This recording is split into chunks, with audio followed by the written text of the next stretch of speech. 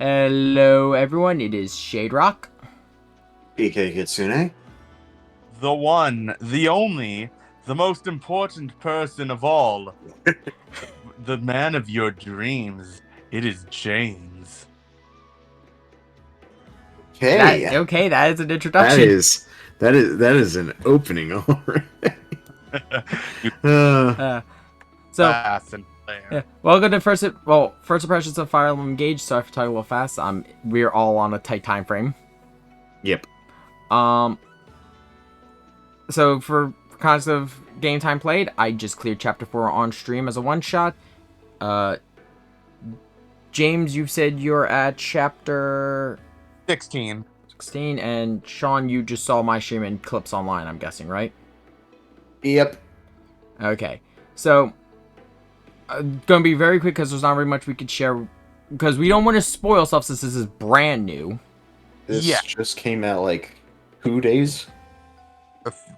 Last week, Last or Okay, week. it's been a week, but still, it's within the time frame. Anyways, Yeah, no, I remember clearly because Engage came out around the time I had my wisdom teeth surgery, so that's in my head.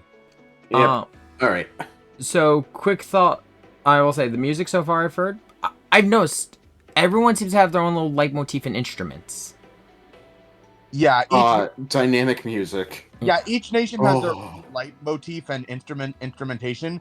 It is so good. My favorite being Solm, the Desert Nation. I can't wait for you to get to that. I haven't got to the destination. I'm looking forward to that now. I will say I do like that the Corrupted have like that techno vibe to them. They remind me of the Twill from Twilight Princess. Yeah, seriously, the Corrupted enemies theme is really pops off hard. Yeah, and it kind of alleviates my problem. Like, for example, I had Those Who Slither in the Dark, where that motif just sort of came out of nowhere. This one's been from the get-go, from the start. yeah. The dubstep was a little much, It was a little much, but I loved it. but I mean, they owned it. They did own it. I will say in terms of the story so far, I did make one prediction that didn't pan out, which was I predicted I was going to get betrayed by our character's mother. Nope. Uh, I don't think so. I don't think she's gonna betray us. But that's just because I have trust issues with authority figures in Fire Emblem. I mean, no, that's fair. You know,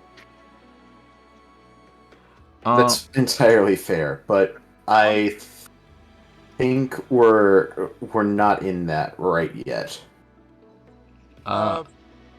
I guess for my thoughts, without spoiling anything, this story knows what it wants to be. Like, sometimes it's very cheesy and corny, but sometimes it does pop off when it wants to. At the very least, I'm not bothered by the story and its characters in general because, they're honest. They know what they want to be, and I appreciate that. They're not trying to be big or sell themselves as big or grand when they're not, like Fates. Or Three Houses to an extent. Like, Three Houses dragged its feet in its opening. Like, Three Houses, it has its moments, a lot of it, but there are some moments where it misses the mark. In terms of characters, I would say let's avoid talking about the nations. Let's just focus on our pro tag right now, since I've only encountered the people of one nation so far. Yeah. Our pro tag. Protagonist.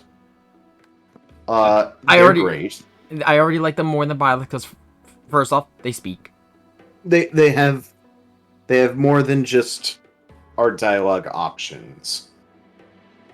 Yeah. Honestly, like, it's nothing against the writers, right? It's just having Byleth be this quiet, solemn, this strong, silent type does not work well. It works well for allies, not for the main protagonist. Yeah, definitely not for the main protagonist. It's why I appreciated they went with the person of few words in Three Hopes approach for Byleth. Go. We see that kind of issue also with, like, say, Squall in Final Fantasy VIII, because you're the prettiest man here. I think Squall is better because at least we see his inner thoughts. True. And that's like the closest thing to dialogue that Squall has until he starts actually opening up. I will acknowledge the slight mixed opinion a lot of people had when Engage was first announced, and that's the toothpaste hair. Yeah, no. Yeah. I still am gonna be like, oh my god, this hair. I mean, I'm currently wearing this hair, and I think it's a little ridiculous. I think the reason why it forever lived in infamy is because I'm not sure if you two were aware, but it got leaked. Yeah, no, it got leaked like a year and a half ago. Yeah. People wrote it off as fake because it looked fake. It was like it was real. It was like a little. It was like a little bit after Three Hopes got released, I think. Yeah, no, the fact that it was real astonishes me. Yeah. I've said the only problem I've had with the design so far, the toothpaste hair, I kind of am indifferent on at this point in time. It's become a meme at this point. It's become a meme, and I know I've seen other hairstyles by this artist, and yeah, no, this tends to be their kind of twin colored hair. I mentioned in the stream, the artist who did this did the idol outfits for Hololive Indonesia and EN. Also, I believe they were the artists behind BL's or Bay, the Rat of Chaos. The rat. The only thing that bothers me in the design is the shoes. Mm-hmm.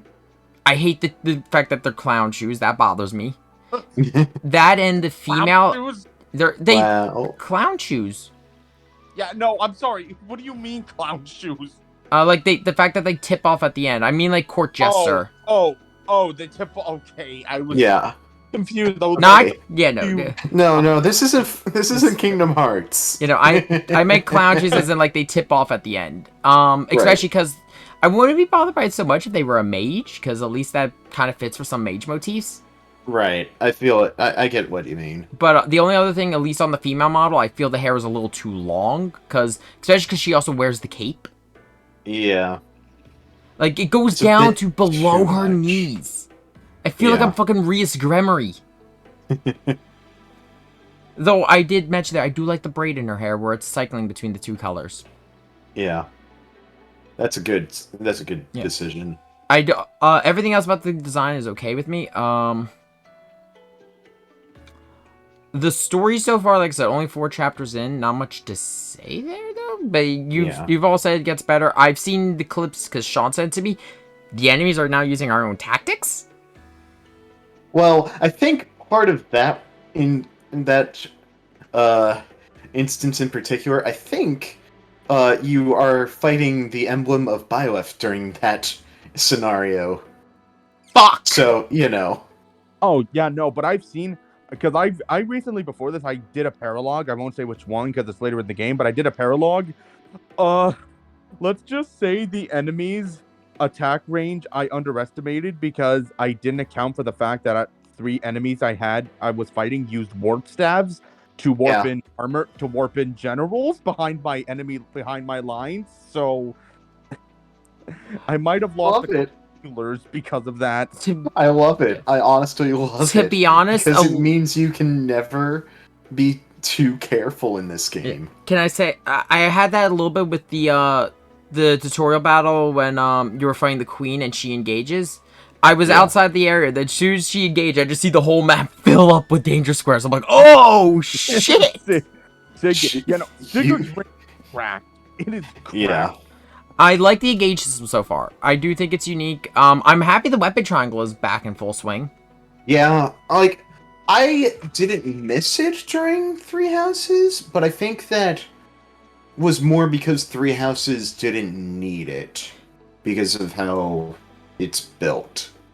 Yeah. I felt with 3... I feel like this is just my personal opinion. I feel that the lack of the weapon triangle system made it feel like some characters could just be an everyman.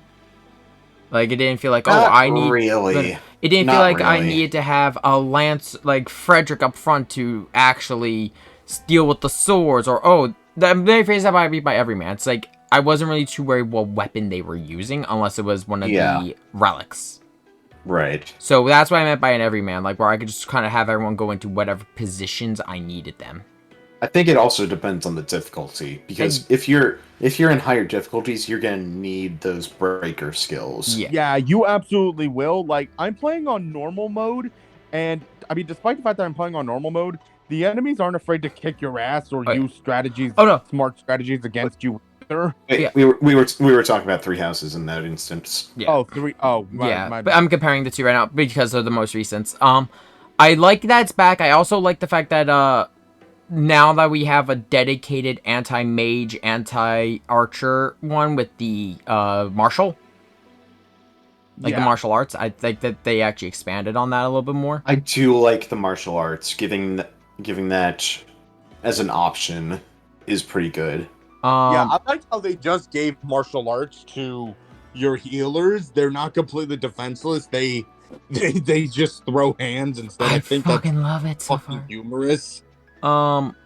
It's, you know what? I think the take of Warmonk in Three Houses set us up for this. I think it did. Oh, absolutely. Honestly, just the inclusion of gauntlets as a general weapon, I will say, I think just set us up for this system. Yeah. I think the only other thing, and again, I'm sorry I'm rushing this. I'm getting yelled at for food. No, I know James you gotta go for food. The other thing I will say, I do like more over Three Houses. I like the fact that they've established very early on, we have a base, we teleport to it, and we can go to it from anywhere in the world and return from wherever we came from. It makes the world feel larger, because I think that was the issue with going back to Garamag every time in Three Houses. The world felt so small. Yeah. Because it's like, it never felt like you were on a campaign trail. It was like, we're marching to the Empire after a mission. We're back at Garamag. We gotta keep marching to the Empire. What? Yeah, I think Three Hopes does that better because you're in a camp rather than at Garamag. I think I mentioned that Valkyria Chronicles does that too, and it feels better in Valkyria. Yeah, like having a base camp rather than a home base can be a lot better. That's why I do like... That is something that I did like of Fates, honestly. That there was a dedicated area. That there was a dedicated base that you went back to that was basically a base camp. Awakening had it as a camp like you all made. Yeah. Yeah. Thoughts? Game good. James? Yes. Thoughts? Oh, thoughts about what? Just anything with this. It's Engage. Engage. Let me see. What else?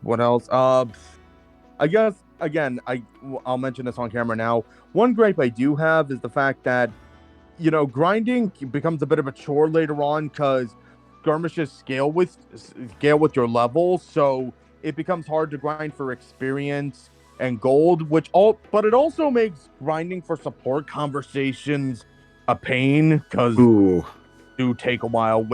And something I do notice, like every character in this game, there is no character that has only one or two supports with only the avatar. Everyone has supports with. Oh, good. There is no avatar sexual character in this game. Everyone has supports with like each other, which I do hate. But given how hard it is to grind for supports, it becomes a bit of a detriment. And there's not even like DLC map to help you grind for money, experience, or support conversation. Not yet. Yeah, not yet. The only DLC we have at the moment is some freebie items and Three Houses characters and Tiki. Yeah, and Tiki. Yes. I'm sorry to cut you off, but I actually need to stop the recording here, though. I gotta go. Okay. If I'm going to try to come back as quickly as possible, and then we can if you're also around, we can finish up. Okay. Recording.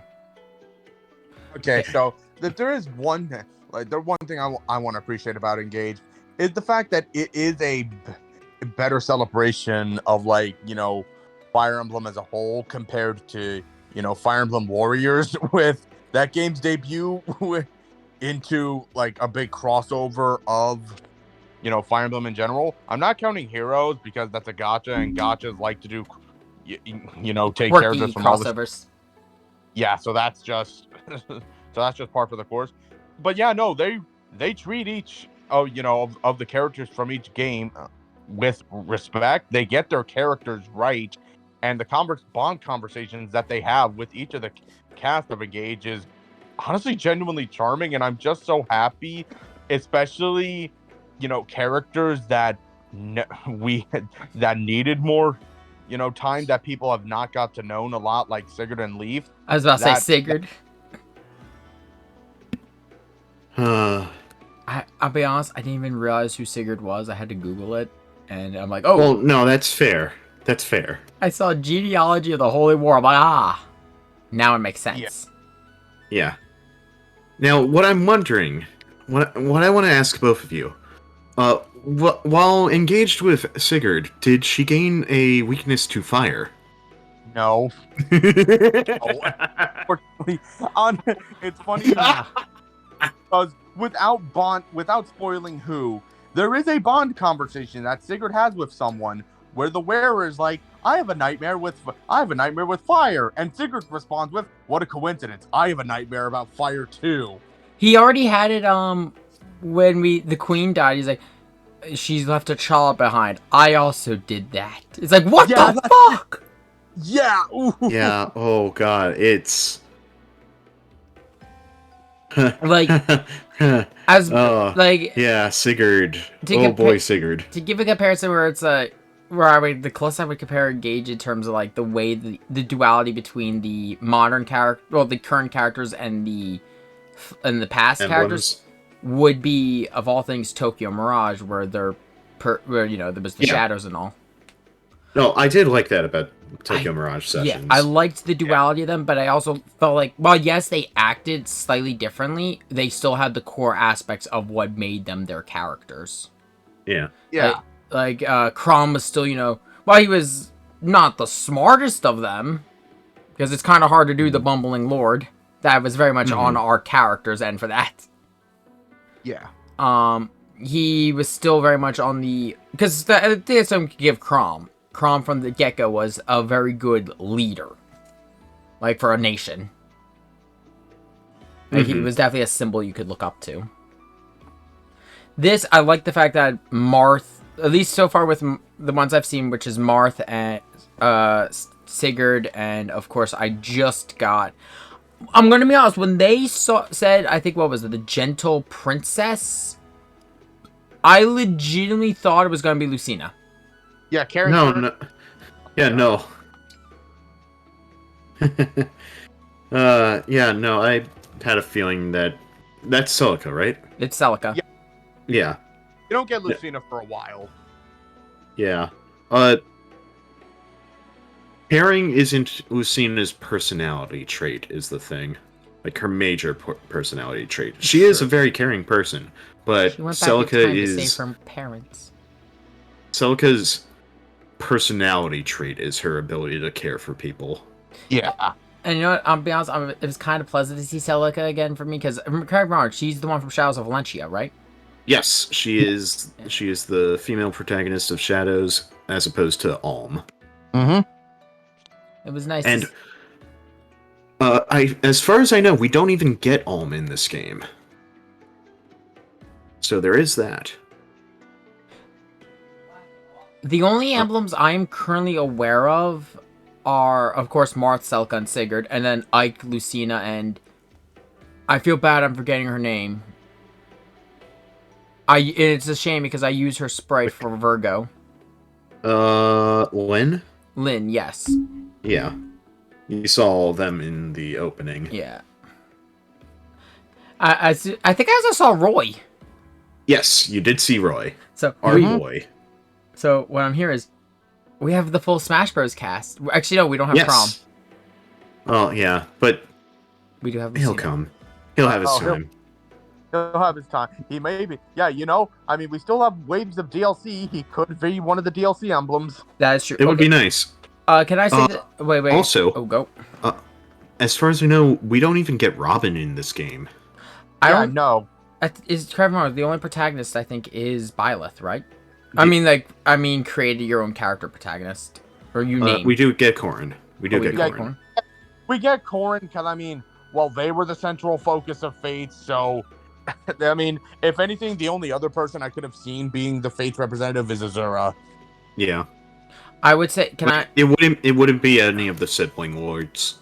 Yeah. Yeah. Can I give my thoughts on it being Lucina over Robin for an Awakening representative? As much as I love Robin, as much as I love Crom, I do think Lucina was the better choice. Yes. Yeah. As Lucino is definitely the standout of Awakening. Yeah. Though I will say, because you brought it up, I will say I'm already more invested in the DLC for Engage than I was for Three Houses. Because of getting extra emblems. Yeah. It reminds me of... Oh my gosh. Getting to make everyone a Manakete. Oh, our friend Zach is gonna be obsessed with getting... That is so much fun. Especially considering, depending on the type of character, they can become a different type of dragon. One character has fire breath, another fog breath, and they do different things. They have different... I love that. I'm so excited now. I wonder if it's based off of their birth date. Oh, that'd be cool. The best one I found was Ice Breath, where any enemies hit by it, they just have no movement for their next turn. That's good. That's some good I will detail. post in this chat between all of us. I will post what breath I get for my pro tag, because I'm assuming I chose a different birthday for my pro tag compared to you, James. I'm just guessing. I don't know. Yeah, it's either that or it's based on the type of class they are. But yeah, the birthday I chose was Engage's release date, so January 20th. And I need to help old dog. Keep talking. All right, but yeah, I chose Engage's release date as Alir's birthday, January 20th. Mm-hmm. Right. Okay.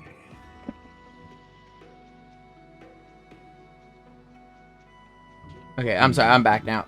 No worries. What did you end it on? That I made my Alir's birthday, January 20th, the release date. Mm-hmm. August 24th.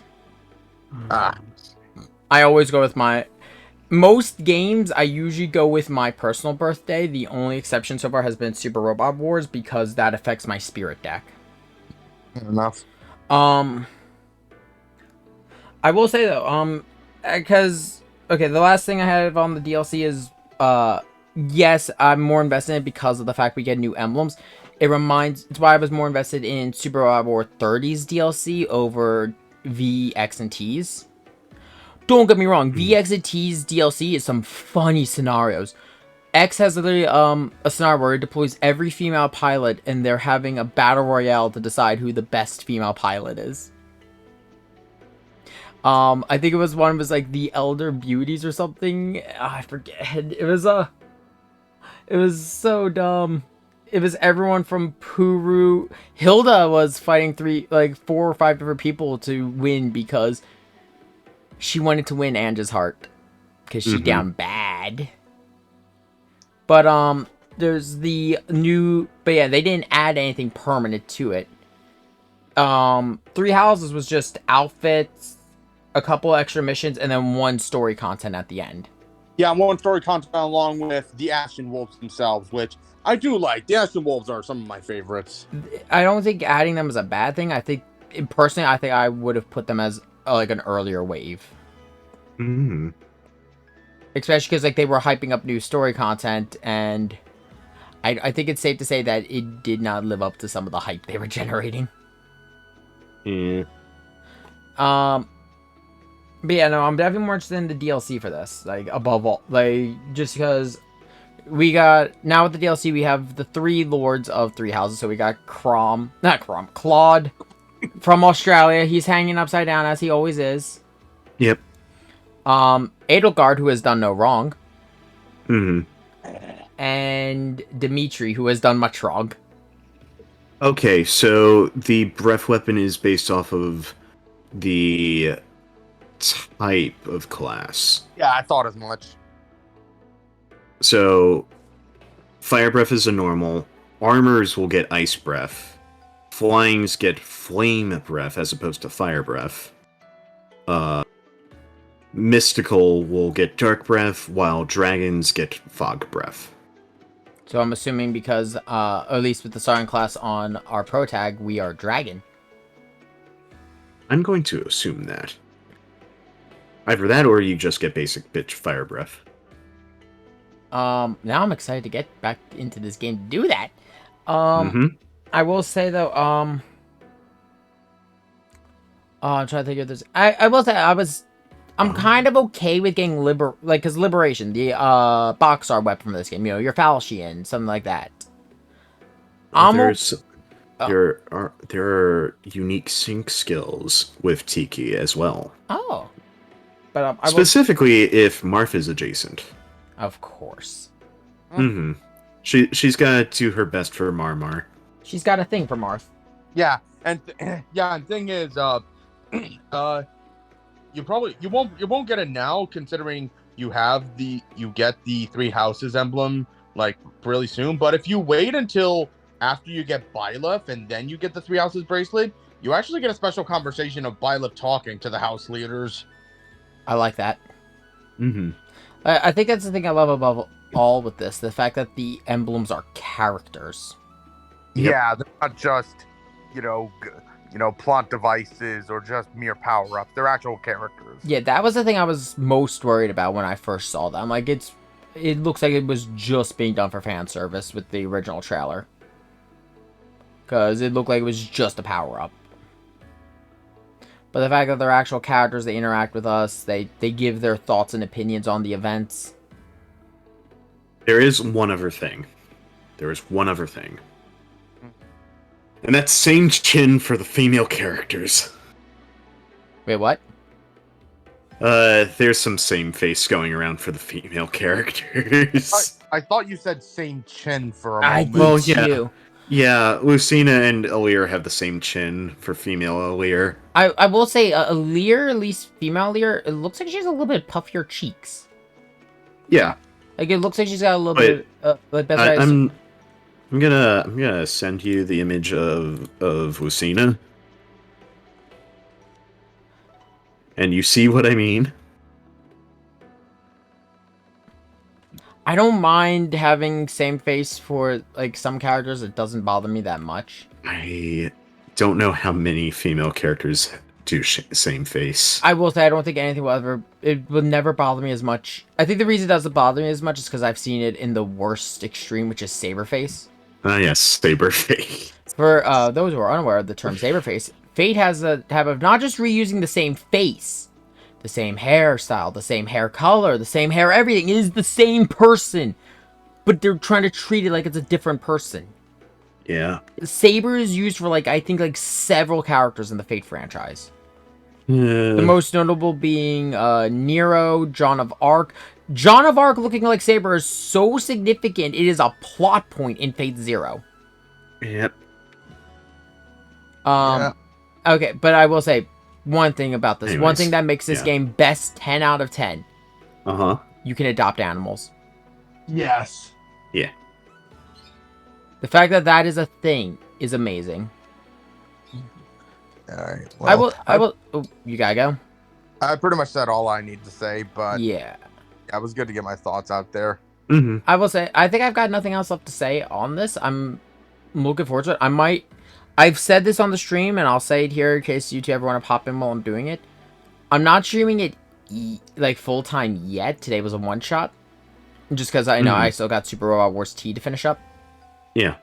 I'm thinking maybe after SRT, maybe after RE5, I'll come back to it. But instead of playing, since I'm still gonna be playing it on my own, instead of coming back and playing it on normal, I'll play it on hard.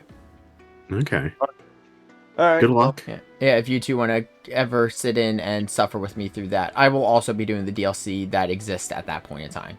All right. Well. Yeah. And yeah, no, she actually does have puffier cheeks.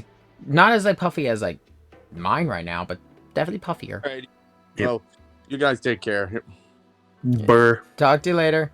But yeah, with that though, I've got all the way, so I guess we'll end it here. Yep. Thanks for listening. Thanks for listening. Daily reminder for the schedules: we do streams consistently every other Friday. Mondays and Wednesdays. I've also been streaming. Mondays have been Final Fantasy 13. Wednesdays are Salt and Sanctuary currently. Tuesdays and Thursdays when I do try to stream, it's usually Final Fantasy 14 or sometimes Destiny 2. Okay. Though I'm thinking maybe sometime in the future I want to do some Payday 2. I want to get a couple people in on that. Okay. But with that, though, I hope you all enjoy your day. Check out channels in the description, everything like that. And I'm not going to give the standard YouTuber ending. I will never sink that low. Die. Okay, I'll go die.